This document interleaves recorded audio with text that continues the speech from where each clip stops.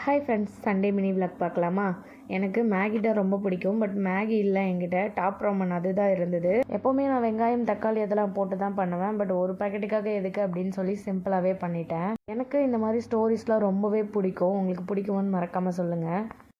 Breakfast சாப்பிட்டுட்டு கொஞ்சம் clean பண்ணலாம் அப்படின்னு சொல்லி இந்த டேபிள் பார்த்தேன். ஆக்சுவலி இந்த டேபிள் வந்து நம்ம ஹாலில் இருக்கும். சிஸ்டம் டேபிள் தான். அடிக்கடி யூஸ் பண்ணுறோம் அப்படின்றதுனால ஃபுல்லாக தேவையில்லாத திங்ஸ் எல்லாம் அதிலே போட்டு ரொம்ப குப்பையாக இருந்தது. ஸோ அதெல்லாம் க்ளீன் பண்ணிவிட்டு அந்த வீக்கில் பார்த்தீங்க அப்படின்னா நிறைய துணி சேர்ந்துருச்சு. ஸோ அதெல்லாம் எடுத்து துவைக்க போட்டாச்சு. நான் போன வீடியோலேயே ரெசின் ஆர்ட் பற்றி ஷேர் பண்ணுறேன் அப்படின்னு சொல்லியிருந்தேன். ரெசின் ஆர்ட்ன்றது ஒன்றும் கிடையாது. நம்மளோட திங்ஸை வந்து ப்ரிசர்வ் பண்ணுறதுக்காக யூஸ் பண்ணுறது தான். இதை நிறைய பேர் பிஸ்னஸாகவும் பண்ணுறாங்க. இல்லை அப்படின்னா நீங்களாகவுமே செல்ஃபாக பண்ணி வந்து பார்த்திங்கன்னா 2 கெமிக்கல் யூஸ் பண்ணி தான் பண்ணுவோம். ஒன்று ரெசினும், இன்னொன்று வந்து பார்த்திங்க அப்படின்னா ஹார்டனர். ரெசின் ஆர்ட்டில் ரொம்பவே முக்கியமானது நம்ம அந்த கெமிக்கல் யூஸ் பண்ணுறோம் இல்லையா, அதோட ரேஷியோ. நீங்கள் தப்பான ரேஷியோவில் மிக்ஸ் பண்ணிட்டீங்க அப்படின்னா அது கரெக்டான ஸ்ட்ரக்சரில் வராது. ஸோ இதை பற்றி நான் ஃபுல்லாக ஒரு வீடியோவாக ஷேர் பண்ணலாம் அப்படின்னு சொல்லியிருக்கேன்.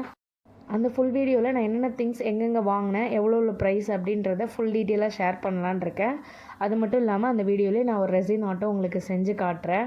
ஸோ அந்த வீடியோவை மறக்காமல் பார்க்கணும் அப்படின்னா இப்போவே சேனலை சப்ஸ்கிரைப் பண்ணி வச்சுக்கோங்க. பிடிச்சிருந்தா ஒரு லைக்கும் கொடுங்க.